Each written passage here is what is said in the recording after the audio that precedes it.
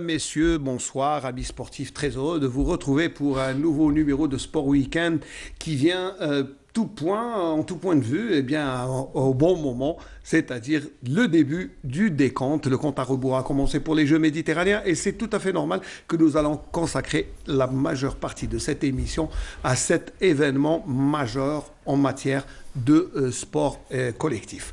Ben, mes deux amis qui sont là avec moi, qui vont m'accompagner, Samir Hamdi Fouad Chiham, marhaba bikoum, merci d'être là, tous C'est les deux. vraiment vrai. Voilà, chacun. Je sais que vous répondez avec beaucoup de joie à notre invitation et ça nous fait plaisir. Parce que le plaisir, c'est de vous accueillir. Merci d'être là. Plaisir partagé, Ismaël. Mais cette fois-ci, on va déroger à la règle. On va commencer par l'omnisport. Allez, jingle.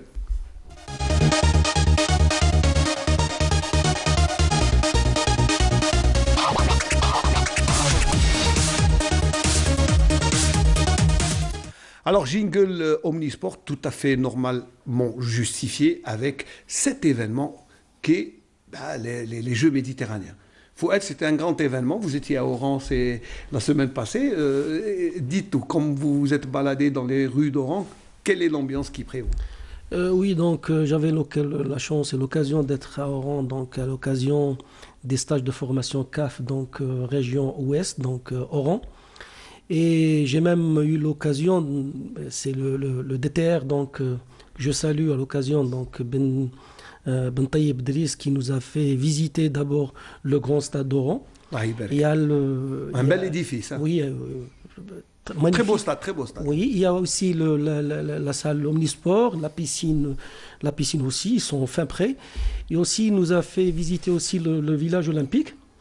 C'est une bonne architecture avec des terrains dedans aussi. Pour le- Et nous remarquons qu'il y a un événement à Oran, voilà. Et même là où on était pendant la formation, c'est-à-dire à Ayoun Tork, dans le Krebs d'Ayoun Tork, aussi il y a des aménagements qui sont faits pour d'éventuels donc, entraînements des délégations qui vont venir. Ils attendent ce qu'on appelle les tests event, donc faire organiser des championnats nationaux là-bas pour mesurer l'opérationnalité On va dire que c'est des petites répétitions avant le jour J, c'est pour bien préparer l'événement. Allez, balade à Oran pour voir Oran comment c'est préparé d'une manière structurelle. Vous allez voir, au Haral Bahia, rien à dire. Allez, image.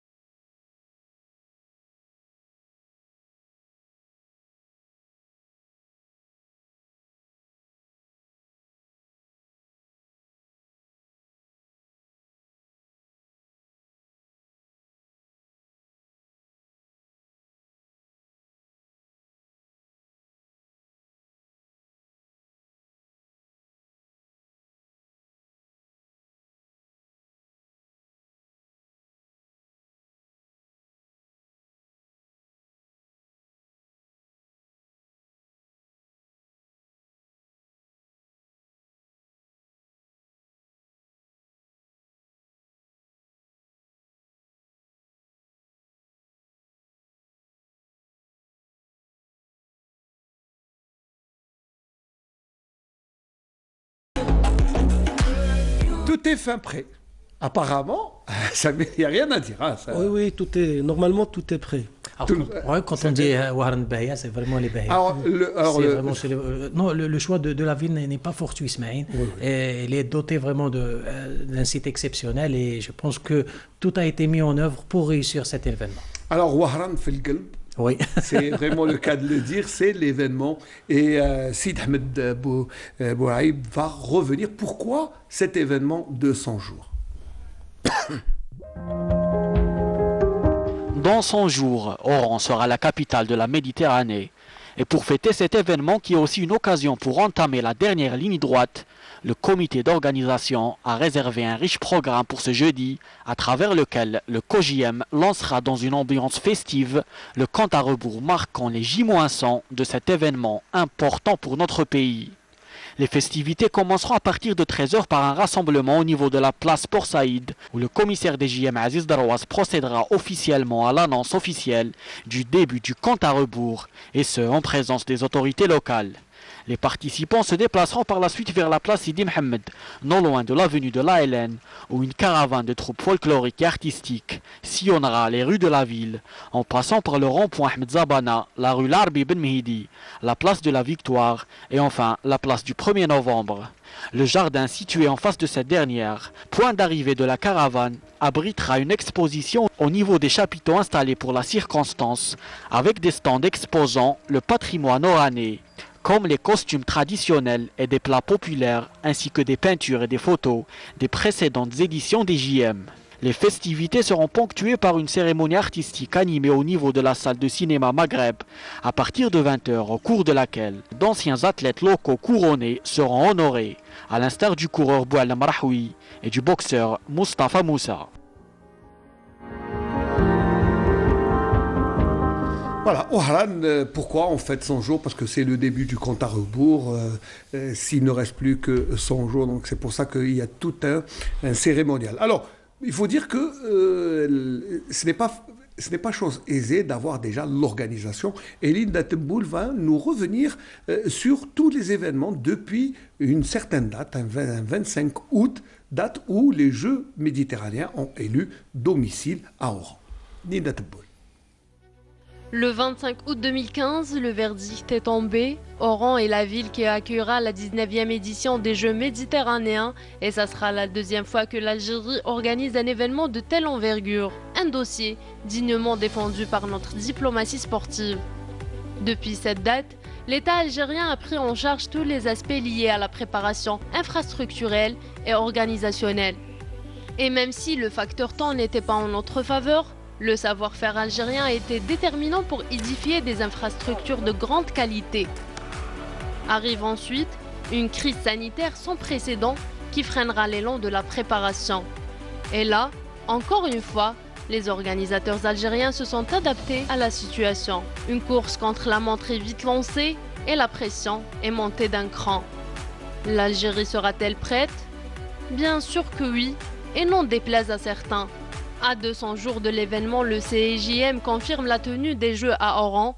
Les dernières retouches s'accélèrent et le doute se dissipe. À une centaine de jours, l'Algérie est désormais fin prête. C'est vrai que Oran est fin prête et ce fut pas facile. C'est pourquoi on est revenu un peu. C'est parce que on ne donne pas les Jeux méditerranéens comme cadeau. Ça se mérite. Et là, je crois que... Et puis, aussi, il y a l'avènement du Covid qui a un peu freiné. Mais l'État a mis tous les moyens pour réussir normalement cet événement. Et on le sent, on sent qu'il y a quelque chose qui se prépare. Un grand événement, pas quelques jours, mais un grand événement qui se prépare. Et pour les test events, par rapport à la salle, au judo, déjà, ça a été incessamment, donc ils ont fait un championnat national pour tester justement l'infrastructure et l'entourage, donc et tout ça. Donc ça a été dans les palais du sport, donc un site aussi retenu pour les Jeux méditerranéens et ça a été une réussite. Donc à la fin du mois, il y aurait tous les test events par rapport aux différents sites. Surtout que, si on revient même dans l'histoire, l'Algérie a déjà organisé ces Jeux et Ça fait longtemps, ça. Ouais, ça fait une quarantaine d'années, plus d'une quarantaine d'années. 75. Ouais. Et ça reste un très très beau souvenir pour tous les Algériens, enfin ceux qui sont nés bien. Ça ne rajeunit pas, bien sûr. Pour ceux qui sont nés au-delà de 75. Mais les images sont là, notamment cette folle épopée de l'équipe nationale. On y reviendra après. D'accord. Mais d'abord, sur cette organisation Alger, capitale méditerranéenne, regardez ce que ça donne avec Sarah Derbel. Pardon. Ouais.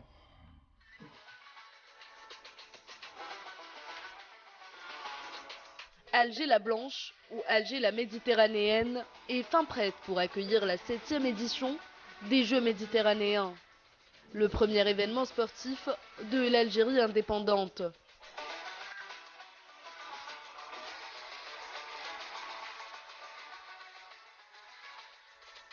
Une fierté nationale et un accomplissement digne et à la hauteur de cette prestigieuse manifestation sportive.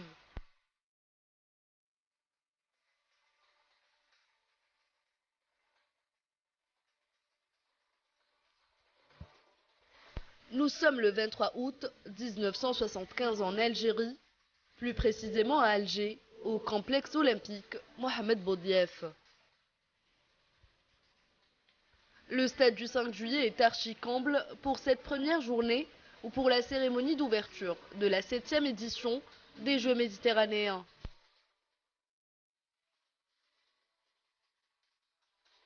Après l'Égypte, l'Espagne, le Liban, l'Italie, la Tunisie et la Turquie, l'Algérie abrite pour la première fois de son histoire une compétition de cette envergure avec la présence de 15 nations et de 2444 athlètes, la plus forte participation depuis la première édition des Jeux méditerranéens.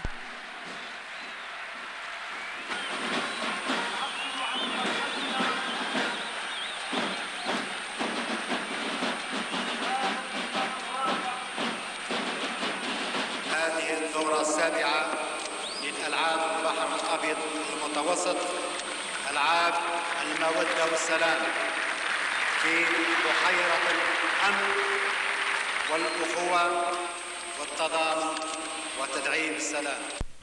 Et l'Algérie frappe fort avec ses belles réalisations en termes d'infrastructures, la cité olympique d'Alger et ses installations jamais égalées depuis pour ce type d'événement. Ce qui paraissait impossible pour certains n'était qu'un projet militant pour les Algériens qui ont réussi à concrétiser tous leurs efforts pour être prêts le jour J. D'ailleurs, les installations sportives algériennes pour les Jeux d'Alger ont tellement impressionné l'ensemble des délégations étrangères que beaucoup d'entre elles ont encouragé l'Algérie à présenter sa candidature pour l'organisation des Jeux olympiques de 1984.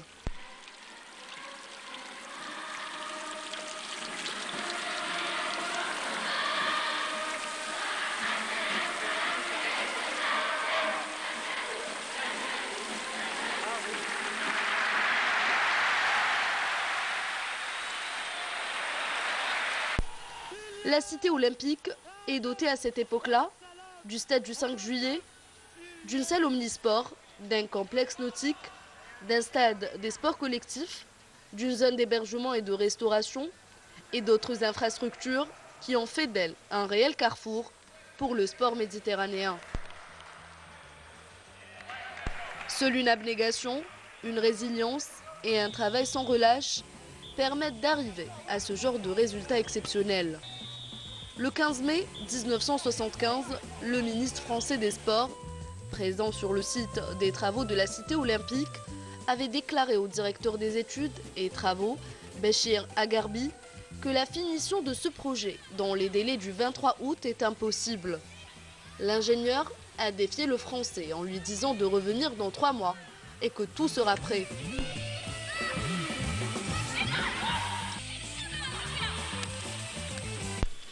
Une expérience vécue pour réaliser une construction dite impossible, grâce à une attitude algérienne et une volonté de faire.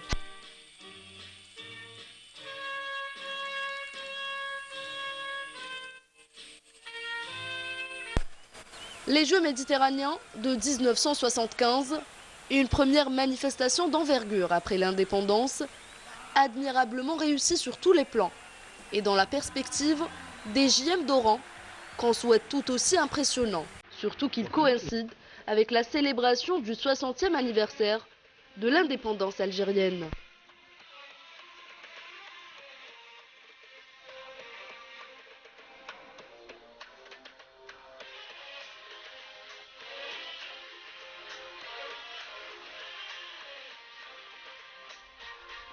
Ça nous laisse nostalgique. Ça rajeunit personne, mais bon, c'est vrai quand on voit quand même très belle organisation à l'époque. Excellente. Déjà, et puis on venait juste de sortir de l'indépendance, mais 13 ans d'indépendance, c'était vraiment un challenge et on l'a réussi. Et on espère que cette fois-ci, elle sera aussi à la grandeur de l'événement, de la célébration du 60e anniversaire de l'indépendance. C'est le défi algérien, donc l'impossible n'est pas algérien, voilà. On a toujours relevé les défis, nous, je crois que c'est dans le sang. C'est dans le sang. La Ralbon aime les défis. Puis, à l'époque, même l'équipe nationale de football était naissante, mais alors là, quel parcours. Et l'image de la finale, et ce but de Bataroni qui remet l'équipe, c'était extraordinaire. On n'oubliera jamais ça. Donc, ça on ne peut pas oublier. Ouais, c'est dans les mémoires. Donc, Allez, Saïd Fellaq nous a retracé le parcours de l'époque. Vous vous souvenez du score Algérie-Grèce à l'époque? Non, c'était un 5-0. Allez, Saïd Fellaq revient sur cette épopée d'une équipe nationale de football extraordinaire. La sélection nationale a participé 11 fois au tournoi méditerranéen de football, mais l'édition qui aura incontestablement marqué la mémoire des Algériens, c'est bel et bien celle de 1975 qui s'est déroulée à Alger, qui a vu les Verts remporter la médaille d'or lors d'une finale historique face à la France.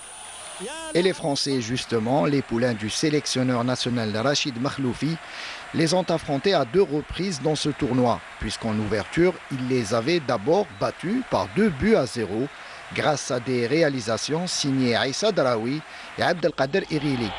هدف رائع أول هدف من الدقيقة الخامسة قريش يوفق في القفزة متاعه مع نعيم فتحة رائعة ناحية دراوي بعيدة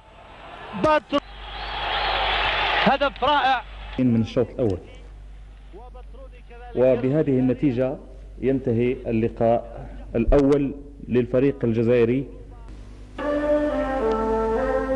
20 أوت 1975 مقابلة الجزائر اليونان. Pour le deuxième match de cette phase de poule, l'Algérie a frappé fort en atomisant la Grèce par 5-0. Draoui par 2 fois, Safsafi et Bataroni ont été les buteurs alors que le dernier but fut un CSC.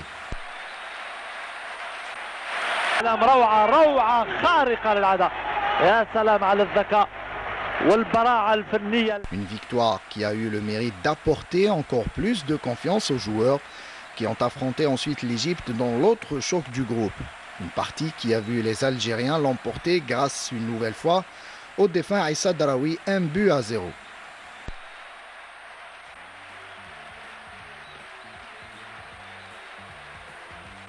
Le dernier match de la poule fut face à la Libye. Et là encore, l'équipe nationale est sortie victorieuse par 2-1 suite à un doublé du défunt Djamel Keddou. Place à présent à la demi-finale face aux voisins tunisiens. Et au bout d'un match intense et disputé, l'Algérie valide sa qualification pour la finale après une victoire 2-1. Naïm et Draoui ont été les buteurs.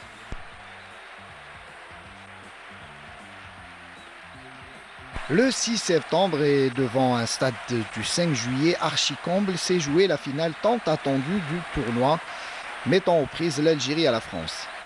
Les Bleus, emmenés par une pléiade de joueurs de talent à l'image de Dominique Rocheteau, Jean Fernandez ou Olivier Rouillet, étaient déterminés à prendre leur revanche après la défaite du premier tour et croyaient tenir jusqu'au bout la victoire en menant 2-1, mais Omar Bataroni est passé par là, remettant les pendules à l'heure à la 90e minute de jeu. Un but qui a mis en ébullition le temple du football national et galvanisé un peu plus les joueurs algériens qui finiront dans les prolongations par mettre ce 3e but décisif par l'intermédiaire de Rabah Mengliti qui crucifie à 20 mètres le gardien français.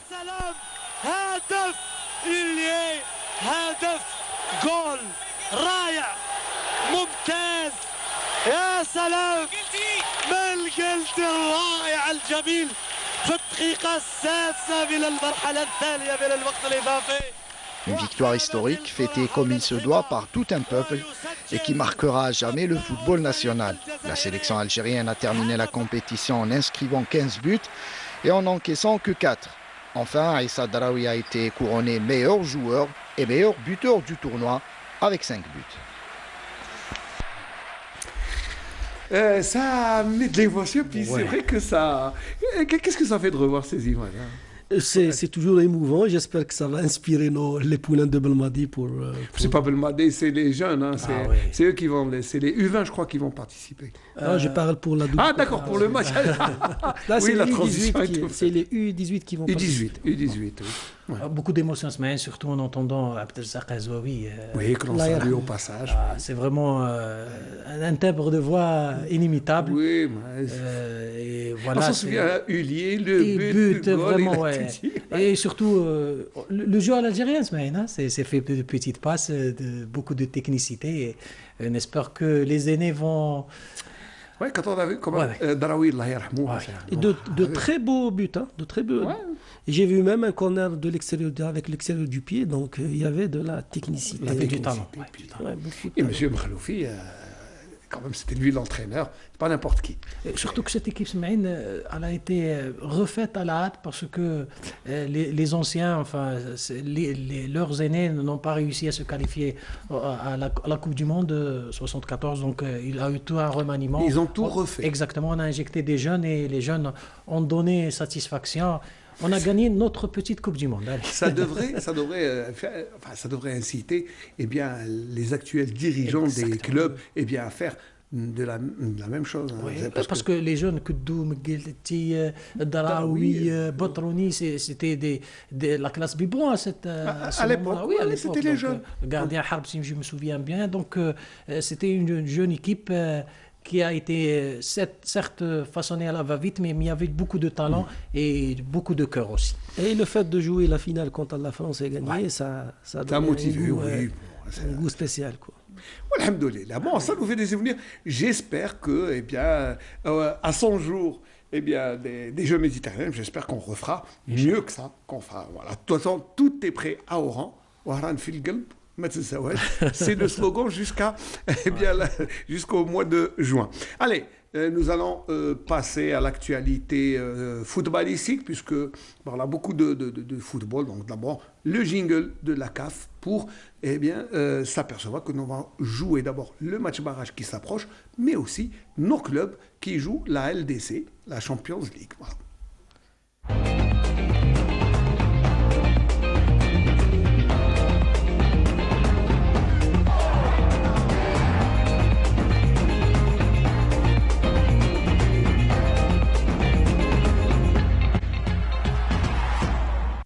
Allez, Champions League, mais d'abord, c'est vrai qu'on a beaucoup de choses à dire, surtout nos représentants qui sont bien positionnés, on va dire.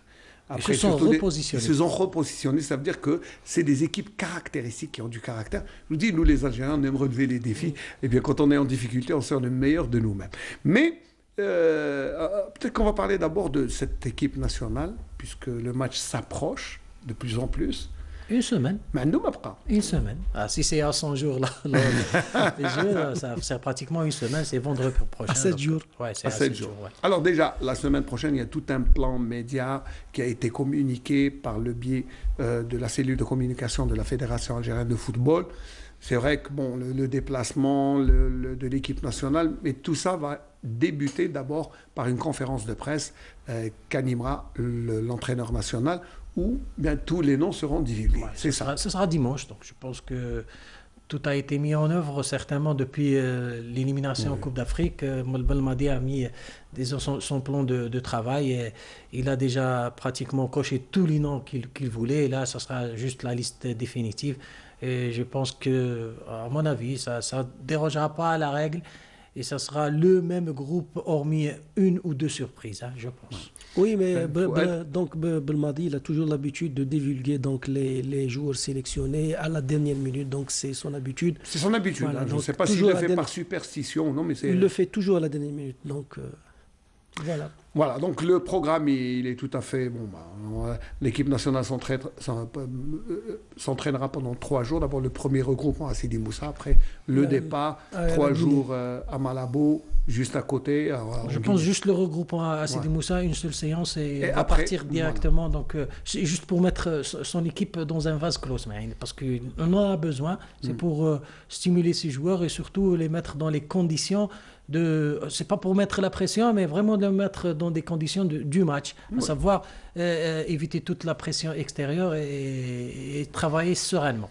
Alors, oui, ils vont travailler donc en huis clos et en même temps, pourquoi Sidi Moussa, c'est de pouvoir rassembler tout le monde puisqu'ils vont pas venir tout le monde tous en même temps. Voilà, donc ça dépend des championnats. Bon, mais c'est vrai qu'il y a certains joueurs, les joueurs clés, qui ont des matchs encore à jouer dimanche ou lundi. Donc, en majorité, lundi, mardi, probablement, ils seront tous là. Mais je voulais dire, est-ce que l'on a oublié? Je pense que même nous, on a oublié, même nous, en tant que médias, on s'est tous retournés vers ce match. On se concentre vers cette double confrontation.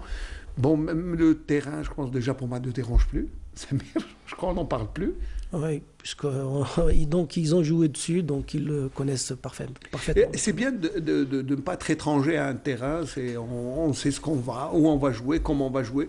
On n'est pas étranger à l'ambiance, donc, donc ça facilite un peu. Exactement. Donc on s'est adapté un petit peu par rapport aux conditions climatiques, le terrain et tout ça. Même la Coupe d'Afrique, elle est oubliée, Smaïn, parce que je pense que tous les joueurs l'ont évacuée. On en a parlé tout à l'heure en aparté avec mon ami Fouad. Je disais que les séquelles de la Coupe d'Afrique, on le voit notamment dans les joueurs. Hier, on a vu l'équipe de Liverpool, il y avait Mané, il y avait Salah. Ils étaient vraiment en petite forme, parce que là, c'est l'exigence de la Coupe d'Afrique. Ils ont beaucoup perdu du flux nerveux. Et c'est ça, c'est le mot, c'est émoussé. Et là, quand on voit nos capés, notamment Mahrez et Ben Nasser, c'est un nuage, c'est qu'ils sont... C'est sa forme. Exactement, ils sont retournés très vite dans le travail. Et la compétition, rien ne remplace la compétition. Et là, je pense qu'ils ont vraiment évacué cette Coupe d'Afrique. Et ça, c'est le challenge. Tant mieux, parce que c'est un mauvais souvenir qu'il faudrait oublier le plus rapidement possible. Et là, c'est un autre défi. Vous avez parlé tout à l'heure de défi. C'est un autre défi. Donc, ils ont perdu la Coupe d'Afrique au Cameroun sur ce stade-là. Et là, ils vont y revenir juste pour, disons, enlever le mauvais sort. On va le chasser, ce mauvais sort. Exactement. Et c'est dans leur tête, c'est un défi. Le maître mot, ça sera la résilience. Donc, ils vont rebondir sur ce qui s'est passé en Coupe d'Afrique. Donc, ils sont conscients par rapport à ça. C'est une double motivation pour moi, et le terrain, et même l'arbitrage, parce que la dernière fois, on a parlé d'arbitrage. L'arbitre a été maintenu, comme l'a dit notre ami Zkrini. Et il avait vraiment vu juste. Donc, et l'arbitre et les conditions ne vont pas jouer. Alors, le fait qui va peut-être aussi changer, c'est que il y a eu quand même une massification chez les supporters pour faire le voyage. Ça, c'est important. Parce que quand il y a les supporters, ça conforte l'équipe, ça motive. Et je sais que j'ai reçu tellement d'appels, me disant comment on fait, comment on va. C'est ça. Il y a beaucoup de gens. Je crois qu'il y a la présence des supporters. Déjà, pour moi, ça, c'est un fait qui va être en faveur de l'équipe nationale. Oui, exactement. Les supporters, comme je l'ai dit, c'est un paramètre de réussite par rapport au match. Et on a vu lors de la Champions League, donc le match... de l'Atlético contre Manchester, il y avait peu de supporters qui se sont déplacés de Madrid. Ils ont fait beaucoup de bruit et ça a encouragé l'équipe de l'Atlético. Donc, on le dit, il y a le 12e homme. D'ailleurs, Belmadi a demandé à ce qu'au match retour, le stade de Blida soit comme la Bombonera. Pour ceux qui ne savent pas, Bombonera, c'est le fameux stade en Argentine. C'est comme comment on dit, comme une boule. Une boule, voilà. Et là, ça va vraiment peser sur l'adversaire et donner des ailes aux joueurs. Inch'Allah, de toute façon, tout semble prêt. On croise les doigts la semaine prochaine, Inch'Allah. Voilà, Douala, j'espère que ça sera un Omdurman bis avec les supporters. Ouais, c'est vrai que ça rappelle un peu l'envoi de supporters. Je crois qu'il y a une douzaine d'avions qui a été affrété. 2000 supporters, si je ne me trompe pas, entre 1000 et 2000. C'est déjà une bonne chose. Bien sûr, Inch'Allah, je pense qu'ils vont donner de la voix et le plus important, ça sera sur le terrain. Voilà. Le fait de voir juste un seul drapeau algérien dans les tribunes au Cameroun, ça va motiver. Imaginez un nombre des milliers de personnes. Ouais. Et on ne se sent pas seul quand on est entouré par les supporters. Et les supporters algériens, comment ils sont. Ils font du bruit. Ils font du bruit, voilà. Voilà, j'espère, on croise les doigts pour le match de l'équipe nationale. Et Inch'Allah, ça va très bien se passer. Inch'Allah, ils vont nous revenir à un excellent résultat du Cameroun. Comme ça, le match retour, ça sera une véritable fête. Je l'espère, on le souhaite, je crois. En tout cas, c'est le vœu de tous les Algériens. Alors, en Coupe d'Afrique, d'abord en Champions League, nous avons nos 2 représentants qui se sont bien ressaisis. Si vous voulez, on regarde d'abord la situation, bien sûr, en Champions League, les tableaux, voilà, pour s'apercevoir que l'Entente Sétif, après sa victoire contre Amazulu, est à 3 points. Il lui faut encore une autre victoire, mais ça ne sera pas facile. Oui, ils peuvent déjà gagner contre Horia Conakry. Ici, le Raja va gagner à Mazulu, donc il serait qualifié. Mais le contraire, ça va mettre tout le monde à 9 points. Et là, on attendra le dernier match. Donc Sétif va se déplacer le dernier match au Raja. Oui, ça on le sait, mais bon. Mais il y a de l'espoir, il suffit de gagner. Oui, l'espoir. Il suffit de gagner d'abord. Le prochain match avec 9 points, on est plus ou moins assuré, non moins, si ce n'est la première, la deuxième place. Ils sont venus de loin, donc ils ont gagné le dernier match. Voilà, ils se sont repositionnés par rapport à ça. Après tous les problèmes qu'ils ont vécus après le limogeage de leur entraîneur, les problèmes qui ont suivi, donc ils se sont... Ils sont bien ressaisis. Voilà, c'est une équipe compétitive et surtout plein de joueurs caractérielle. Donc je pense que c'est une équipe qui a du charisme et même quand elle est en difficulté, elle sait se racheter. Et surtout en Champions League africain, ils ont l'habitude de jouer, de remporter cette coupe. Ils la connaissent parfaitement, donc ils savent vraiment voyager, ils savent vraiment comment gagner des matchs. C'est l'apanage des grands clubs. Oui, c'est un club à titre. Oui, c'est quand on porte le maillot de l'Entente Sétifienne, c'est toute une histoire. C'est surtout cette histoire avec la Coupe d'Afrique. Ils ont vraiment pris l'habitude de cette compétition et là, ma foi, les joueurs vraiment se sont transcendés la dernière fois et je pense que leur avenir est enfin, ils ont l'avenir entre leurs mains. Avoir de destin entre ses mains. Exactement, donc voilà. Juste une victoire. Tout comme le CRB qui est bien placé, je pense que CRB là, il est déjà pratiquement qualifié. On jette un coup d'œil. Il lui manque un point. Donc, un petit point dans les 2 prochains matchs, c'est pas bon.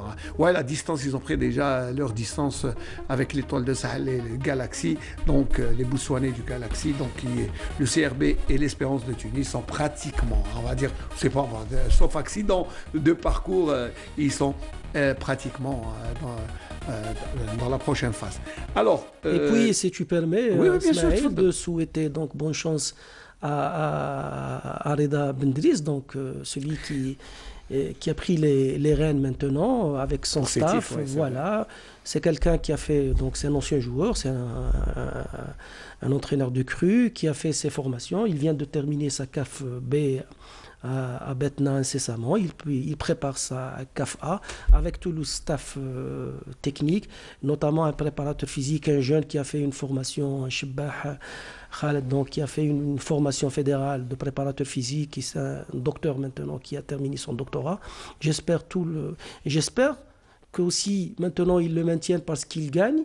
Il faut aussi lui faire confiance tout le temps parce que ceux qui étaient avant ou ceux qui vont venir après, ils vont gagner, ils vont perdre aussi. Donc, faire confiance de vous à moi, une confidence, parce qu'on en parlait un peu dans l'entourage de l'équipe de l'Entente Sétif, le choix de Bendriss n'est pas fortuit.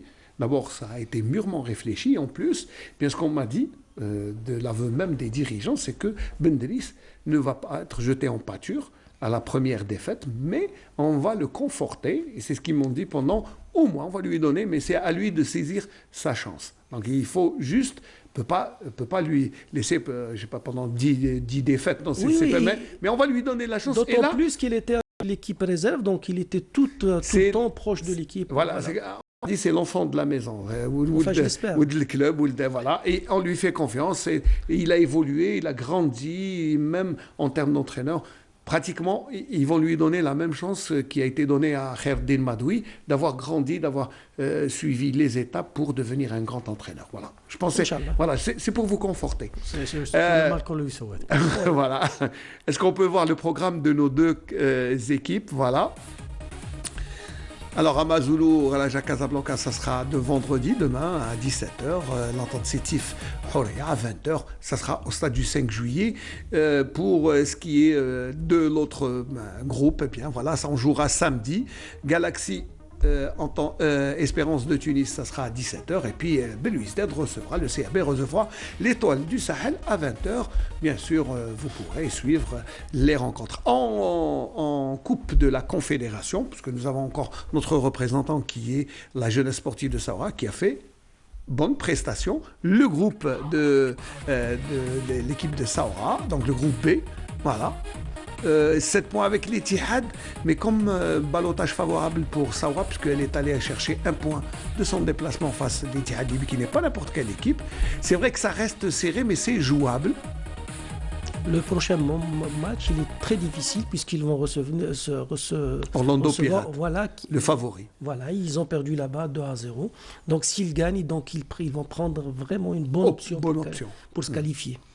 En tout cas, le temple du 5 juillet porte chance à nos équipes nationales, parce que c'est vrai qu'ils ont été réunis par la force des choses au 5 juillet. Et là, le 5 juillet a porté chance aux nos 3 représentants. Très bien. Allez, on souhaite beaucoup de chance. Et puis c'est tout proche. Donc, je crois que nos amis de Béchar vont mettre la pression sur Orlando Pirates.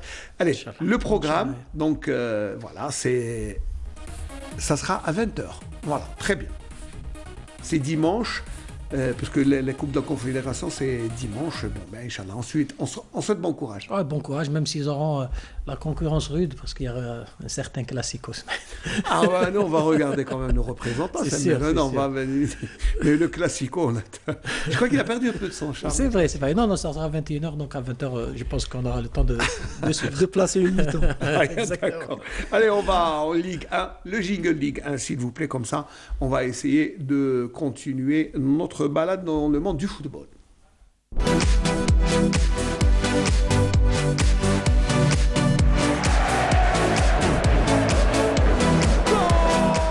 Alors dans tout ça, jeu méditerranéen, moi j'oublie presque le classement.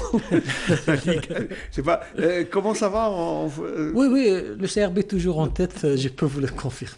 Le MCA en 2e position, normalement. 3e MCA. Non, mais 2e.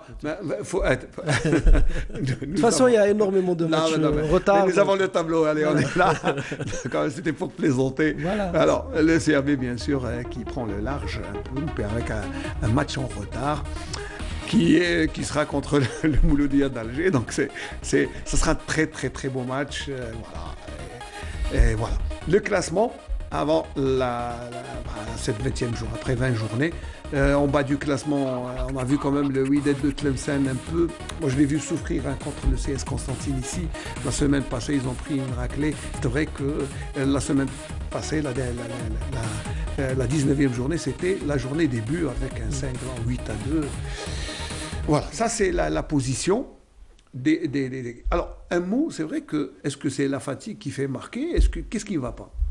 Parce que j'ai vu, par exemple, Rélizen qui perd à domicile 3-1, et puis contre Saoura, après 8-2 contre le Mouloudia d'Alger. Non, Rélizen ne se sont pas déplacés, tout le monde ne s'est pas déplacé. Ouais. En même temps, il y a énormément de problèmes à Rélizen. Et ce classement, il faut le prendre avec précaution, puisqu'il y a des matchs retard des équipes qui jouent la Champions League et la Coupe de la CAF. Voilà. Mais la fatigue, oui, nous sommes dans la phase retour. Voilà, le retour. Donc, ça commence à peser sur les organismes. C'est vrai qu'il y a les longs déplacements, mais surtout les deux clubs, à savoir Rélizen et Tlemcen, ils ont lâché prise. Alors, quand vous parlez des déplacements, l'équipe qui voyage le plus dans le monde, c'est Saoura. 34 jours sans rentrer à domicile. Entre Coupe d'Afrique, matchs... bon, c'est vrai qu'il y a des matchs qui ont été reportés, ce qui fait que... mais ils vont les jouer quand même. Oui, mais ils vont les jouer, mais ils ont joué. Ils sont sortis de leur maison et ils ne sont pas revenus pendant 34 jours. Je plains leurs épouses.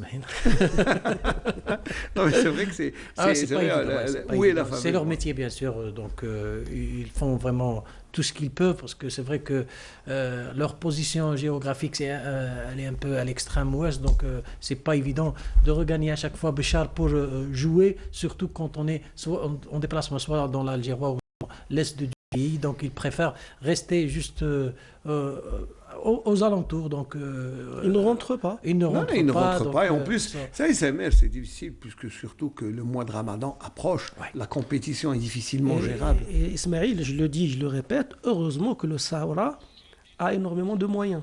Sinon, vous imaginez facilement ces déplacements, ça facture, quoi.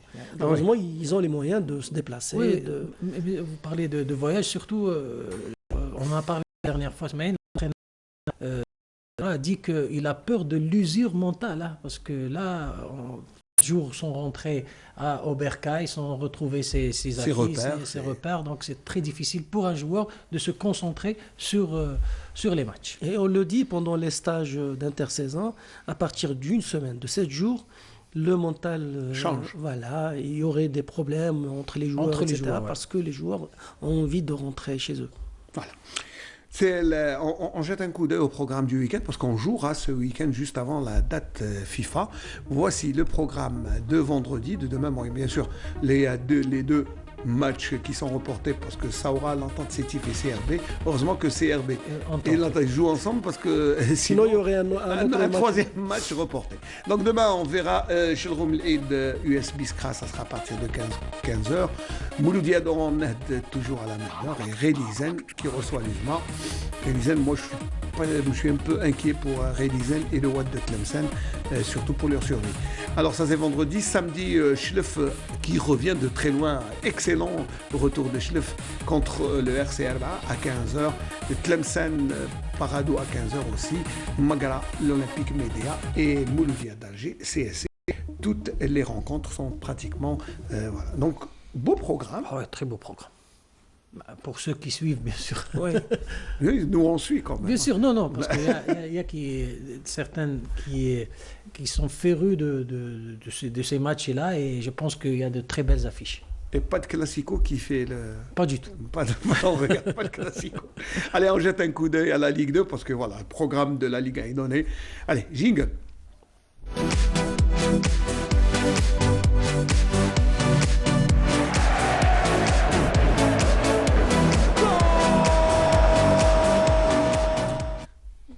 Jingle Ligue 2, alors la Ligue 2, c'est des rebondissements. Très, très disputés. Vous suivez, il faut être sûr. Oui, forcément. Des rebondissements quand même. Hein. Oui, forcément. Donc, on voit bien donc, pour le groupe Est, donc Krenchla qui est en force, qui est en forme en ce moment, donc qui est en première position. Ça fait des matchs qu'elle n'a pas perdu. Elle a ramené des points même à l'extérieur et elle est bien positionnée pour accéder au national. Je crois que ça va se jouer sur le fil du rasoir et Krenchla risque de terminer première au vu de ce parcours. Hein. Non, c'est déjà que depuis quelques années, Krenchla était pratiquement au pied du podium. Des fois, très peu au finish, mais cette année, je crois, cette année semble être la bonne. C'est celle du retour de Krenchla. Après, ça fait longtemps. Très longtemps, même. Très longtemps, je me souviens même. Non, mais c'est vrai que Krenchla, oui. Donc d'où... Allez, on va jeter, parce que nous on parle à Cannes, on va jeter un coup d'œil, bien sûr, au classement. Regardez, Khenchla, avec 44 points, 1 point. Bon, c'est vrai que Bourjemnaïl et Annaba ne sont pas très loin. On l'a dit depuis longtemps que ce sont les 3 équipes qui vont... Ça va être serré. Et remarquez qu'il ne reste plus beaucoup de journées, attention.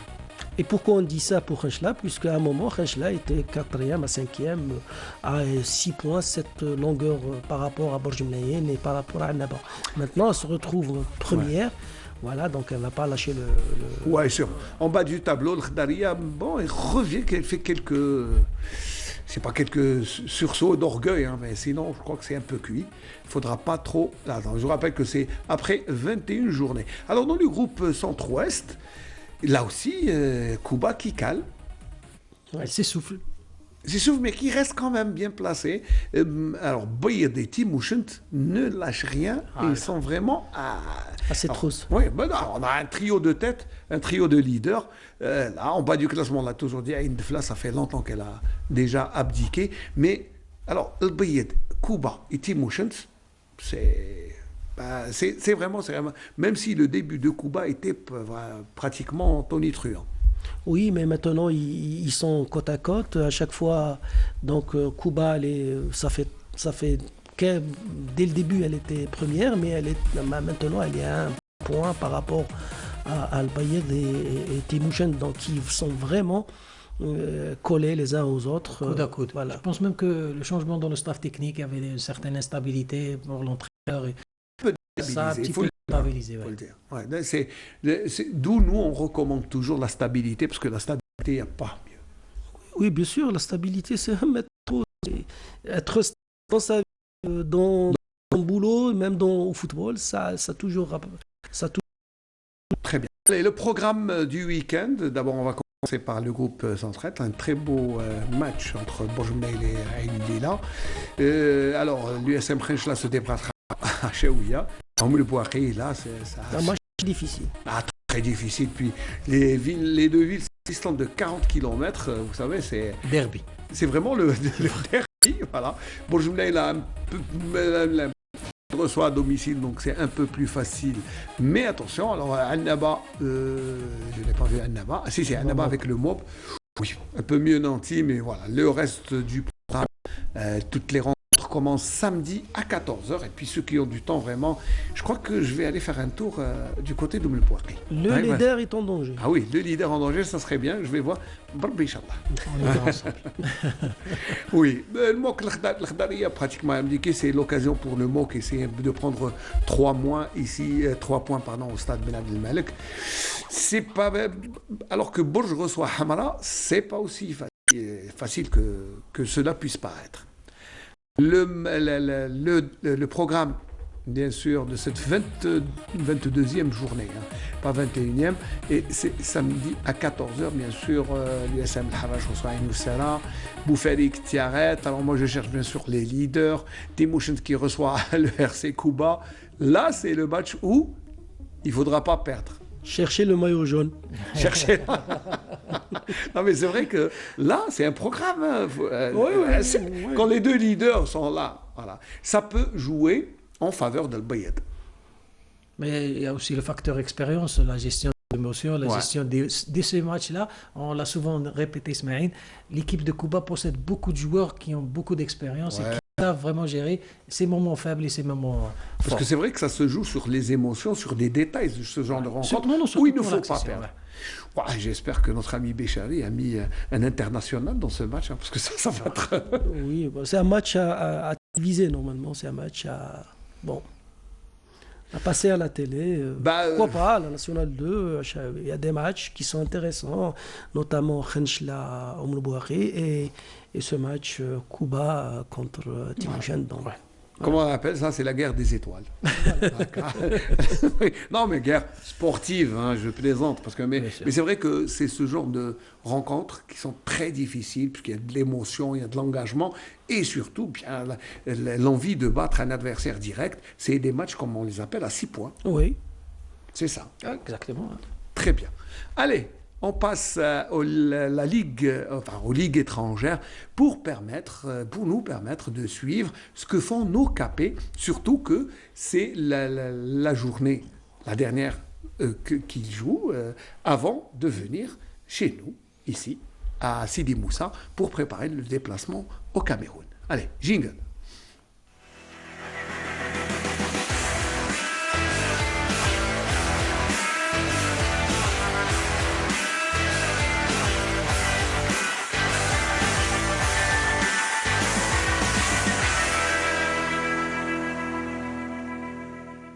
Voilà. Alors, ligue étrangère, ça veut dire que l'on a le programme de nos capés qu'on va suivre ensemble. Alors, on n'a pas fait de carton pour Galatasaray, Barcelone, parce qu'ils joue en ce moment. Hein. Oui, en ce moment. Oui, je ne sais pas, on va essayer d'avoir le score avec bien sûr les applications. Mais on va suivre. Alors, le programme d'abord avec Riyad Mahrez qui jouera bien sûr le prochain match. Alors, c'est un peu loin pour mes yeux. Burnley. Voilà. Donc le classement, bien sûr, est Mahrez.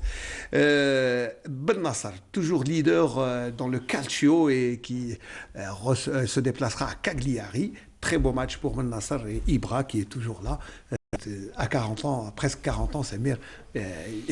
Allez, l'autre match que l'on peut suivre exactement, là, celui-là, il est prévu pour le samedi. C'est bien sûr Ounes. Avec Naples, mais il ne joue pas beaucoup, Samir, mais il est là. Et Naples, recevra Udinese. J'espère qu'il aura un peu plus de temps de jeu, mais en tout cas, Naples est deuxième derrière l'AC Milan de Ben Nasser. Donc, ça, c'est... Moi, je dis ça, c'est un élément qui devrait gagner du temps de jeu. Ça, c'est je parle pour Adam Ounes. Allez, le prochain match de nos internationaux, c'est pas tous, hein, mais seulement quelques matchs. Islam Slimani qui reprend le chemin défilé qui permet au Sporting de Lisbonne de prendre des points. Et le déplacement sera à Guimarães. Ça sera à 21h30 le 19. Le match est Galatasaray, juste pour être dans l'actualité. 0-0. On joue pratiquement 10 minutes et malheureusement, notre international n'est pas de la partie. Ah, d'accord. Février n'est pas de la partie. Et même par remplaçant, je pense qu'il est blessé. J'espère pas. Enfin, je ne sais pas. Mais d'après les fiches, il n'est pas dans la composition des 18. Ni dans la composition, ni dans les remplaçants. C'est dommage. Mais en tout cas, il a fait une belle prestation au match aller, 0-0. Allez, notre Blaili, alors, qui jouera le dernier match, ça sera samedi.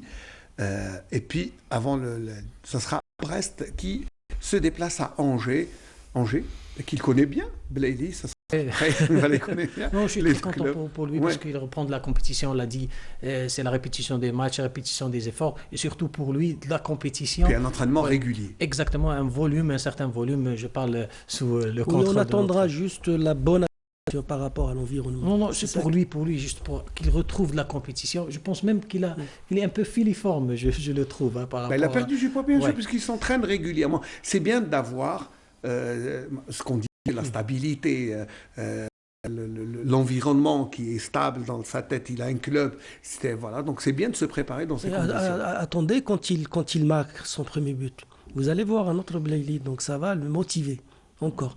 Et puis, je parlais de cette adaptation par rapport à l'environnement, etc., par rapport au club.